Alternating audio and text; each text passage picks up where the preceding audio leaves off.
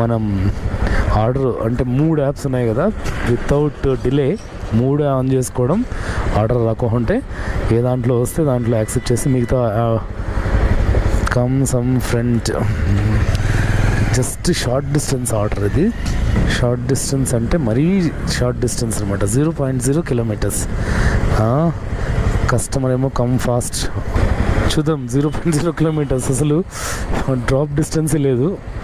అసలు ఎవరి కస్టమరు ఎక్కడికి పోవాలి, చేంజ్ ఆఫ్ డెస్టినేషనా డ్రాప్ ఏందో చూడాలి.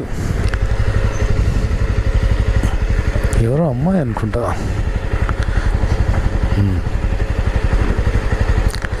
12